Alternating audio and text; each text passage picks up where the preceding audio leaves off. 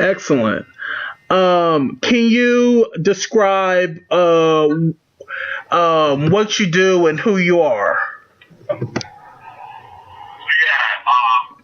well, my name is Michael Simka, and I started off making animated films for Lionsgate, and kind of the Frankenstein way.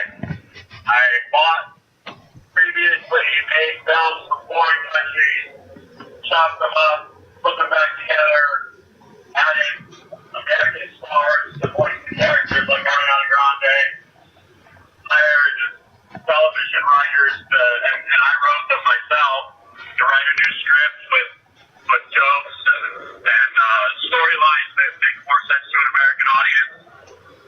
Got composers and musicians to write the music for it, and then released them as family films. Excellent. My third. That's where I started. And since the entertainment industry, the movie industry has gone through a massive upheaval, and the distribution platforms don't really work anymore. Everybody is forced to compete with Netflix and your subscription content. So theatricals don't work very much anymore. DVD doesn't work anymore at all. Even iTunes downloads of films are really hard to make that business model work. So we've started two new companies, actually two brands under the same company. It's Superdope TV and Movie Baby. And Superdope TV is like, the Disney of the internet, the Nickelodeon of the internet. And we produce animated TV series in the same way that I did my films. We also have live action shows, docu-series, social media content, blogs, and just everything that goes along with digital media and social content. Awesome. And then Movie Baby is like our competitor to Netflix, but it's a family-friendly version of that, and we're launching both of them in the next couple months here. Awesome. We already have Superdope TV making a presence. Movie Baby is still getting set up, a lot of legal behind that, but and the software and everything is being developed, but that'll be ready to go in about 2 months as well. Now, one question I did want to ask you is, what made you choose your given career path? I grew up next door to Disneyland. Walt Disney was always my hero, and my mother worked for Disney. I've probably been to Disneyland over 1,000 times. Oh, nice. I just kind of always wanted to follow in his footsteps, and every step of my career has been, if Walt Disney was alive today with the resources that I have, what would he do? That's sort of a question I ask myself, not just every day, but, several times a day. And it doesn't matter whether I'm just, right now I'm outfitting my office. I just bought these 50s diner booths and old video game consoles, and we're kind of making the office kind of like Disneyland in there.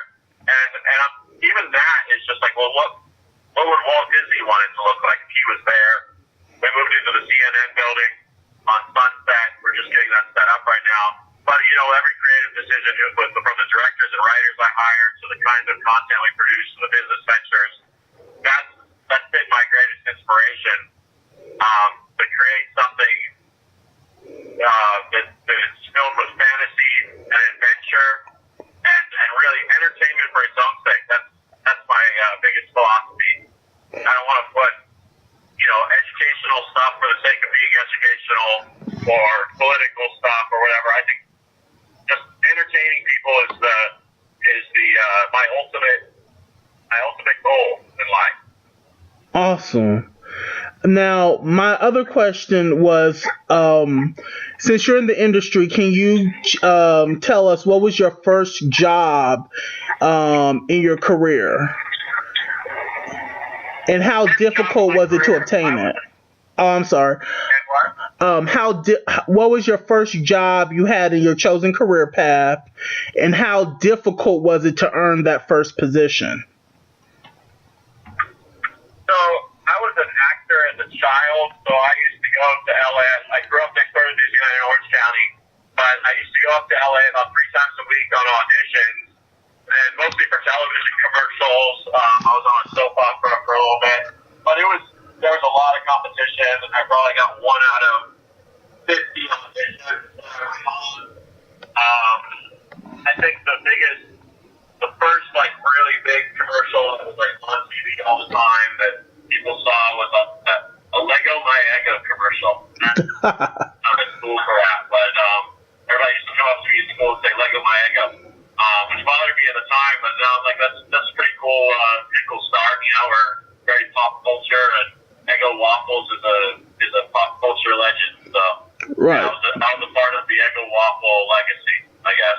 Nice. My next questions would be, is there job security in your chosen industry, and is there a shortage of opportunities in your chosen industry? Well, I would say yes to both of those things. There's a huge job shortage because of the upheaval in the media industry. Every studio, every media company is having trouble. Their business models of yesterday don't work. So they're looking towards the young, scrappy companies on the internet to see if they can, sort of do what they're doing, work with them and whatnot. They're trying to adapt to the new ways. So if you're working in the old traditional model of linear television, feature films, just traditional Hollywood, there's a great shortage of absolutely everything. In my particular chosen path, I've just kind of decided that I'm not going to do what other people are doing.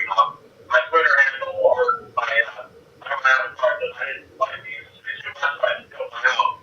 And that's kind of been my model. I just do things a little differently. So we're setting up our own distribution system, which is going through like niche audience targeting, and we're just going through common sense. Like how do we buy something for $1, anything cool, and sell it for $2? Like that. Right. That's just the basic common sense of business. And when you have that supporting you, then you're free to be any creative as you want, and you're not dependent on too many outside influences because you've set up the entire thing, right? Like just like In-N-Out Burger or something like that. Like they're not really dependent on. Sure, they're dependent on like the beef industry, I guess, and maybe too many people become vegans or whatever, but they're not dependent on like a bunch of studios and agencies and their reputation in Hollywood, and like there's a whole kind of social system in Hollywood, which I have a problem with. I'm really in traditional, media, and I love to work in that. Every opportunity I do, I wouldn't want to have to rely on that because it's sort of placing all your security in something that you can't really control.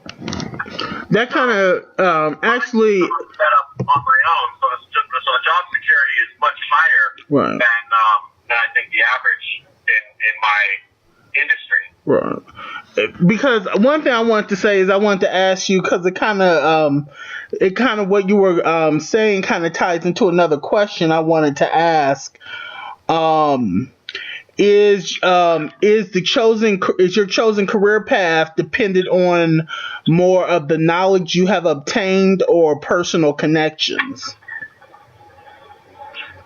I would say it's more on knowledge. Connections can always be made as long as you're willing to pick up the phone and you don't have any fear about it. You can get in touch with anybody you want. You call them once, they might say they're busy. Call them the next day. Call them the next day. I've heard stories about people calling someone 100 times, and on the 100th time they actually answered. So if you're persistent, you can make connections. I don't believe in the whole, those people had more opportunities than these people. I believe that you make your own opportunities. I grew up, not in a wealthy family at all. I remember being on food stamps and welfare at one point, living, hand to mouth, and it's not that I came up out of there or something. Like I just feel like, whatever you want to do, if you're persistent enough, no matter where you are, you can do it. If you just set your mind to it. I'm a big believer in like The Secret, things like that. You vision it, and then you just do it. And it didn't work the first time, you do it again. It didn't work the third time, and if you don't give up, you're either going to accomplish it or you're going to die, and then who cares anyways, right? Because Right. it's not going to matter much to you at that point. So that's sort of how I feel. But as far as knowledge comes through curiosity. And one thing that the real knowledge, the important knowledge, right? Not the stuff that they try to teach you and say that this is the stuff you should know.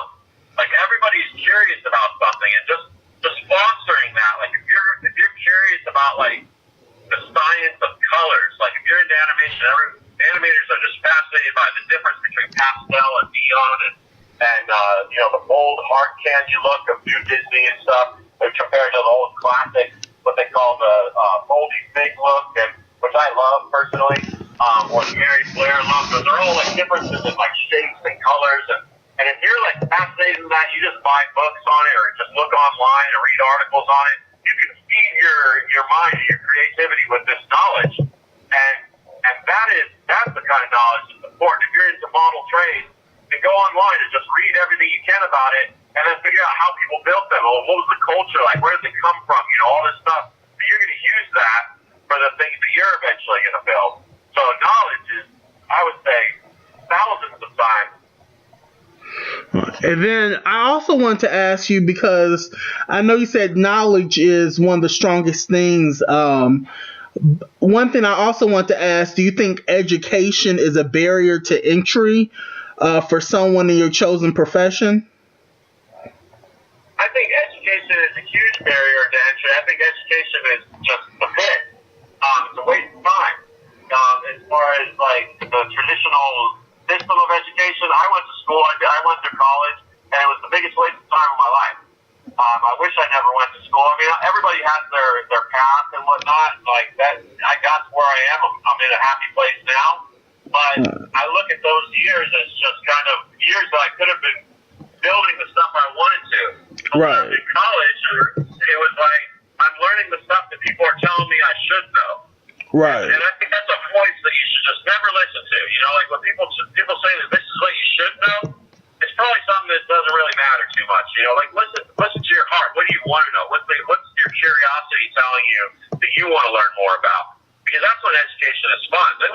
Then the whole word education is just like adventure and fantasy and all that. It's all tied together, and it's not like teachers in high school used to say learning is fun, but it really isn't. It actually is. If you're just learning the stuff that you want to learn about, like you like skateboarding, you're just learning about skateboards and how they're made and the construction of that. Like that's a learning process too. You'll end up learning about engineering and all that other stuff through the process of learning something that you're very interested in. So education, formalized education, I'm almost religiously opposed to it. I can kind of agree with that also. Now, one of the things here, let me scroll down to this. What is one of the hardest things about working in your field? Because I know personally, I have an interest in video filmmaking, but I always wanted to have, like, just in case it didn't work out, have a backup career, because I know they say it's very hard in that kind of industry. Can you tell me what kind of hardships you've had working in your field? What kind of what I have been working in my field? Hardships. Oh, okay. Yeah. It's kind of a wild west, especially now. It was less so before. It was always very, very competitive competitive because it's the most creative, it's the most fun industry in the world.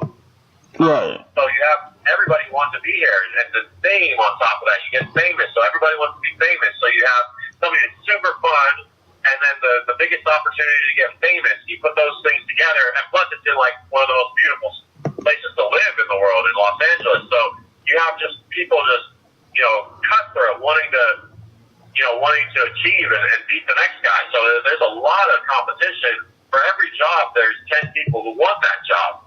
So you're looking at, if you coming out to Hollywood doing that, you're going to have to be reconciled to driving Uber, for a lot of the time, for years, not just for 6 months, but you got to say, I'm willing to be broke for 10 years. Right. 10 years, I'm going to build this, I'm going to keep going until I can figure it out. And you're going to have to support yourself. It used to be like the waiter and waitress business, like that supported people, choosing a creative career out here. Now I see a lot of people, drive Uber and things like that, maybe like TaskRabbit and Postmates and, doing jobs like that. Right. They can kind of choose their own hours and whatnot. Mm-hmm. But yeah, that's something you just have to be reconciled to, and there's no way around it. You're gonna be broke for a certain period of time. If you're really lucky, it'll only be a year. That'll be like the minimum. And then if it takes you a little longer. I was broke for a lot longer than a year. You're looking at like you gotta be committing 10 years to it. And if you're not gonna commit 10 years to it, just don't do it. Right. Now, my other two questions are, what was a highlight and a low point in your career? So what was like a highlight and a low point? The high point, I would say, was after I raised funds and really, had the ability to launch my own distribution platforms and production companies through Super LTV and Movie Baby. Nice. This is definitely the high point. Now I have these companies now, I can pretty much produce and distribute, and I can do whatever I want. On a small scale, I still very limited by budget. But if you're smart and you know how to, count your pennies, make them work for you, you can do anything as long as you have some budget. With no budget, it's tough. But if you have even a very small budget, you can do almost anything you want. And some version of it, some smaller version of it. Like if you want to make Avatar that's $300 million, we can make something about aliens and just sort of the themes and the design and the story and stuff. You can do something like that, for whatever budget you have. If you have nothing, that gets to be a problem. But I'm talking about even if you got $1,000, you want to shoot something, you can be very creative with $1,000. Right. Low point. Well, I don't know. I guess it's just kind of lots of low point. I mean, a long low point. Until you figure it out, you're kind of just in a constant low point, right? Because when you come out to Hollywood, it's like you're trying, but you don't really have your specific goal. You don't know exactly what you want to do. That's the biggest part. Once you figure out exactly what you want to do, then it kind of becomes easy. But you get the means to be able to do what you want to do at the same time that you figure it out. So it all kind of happens together. Right. So I wouldn't say any one point. I mean, sure, there were times when I lost the job or, I didn't get an actor that I wanted to play in the film that I wanted. I was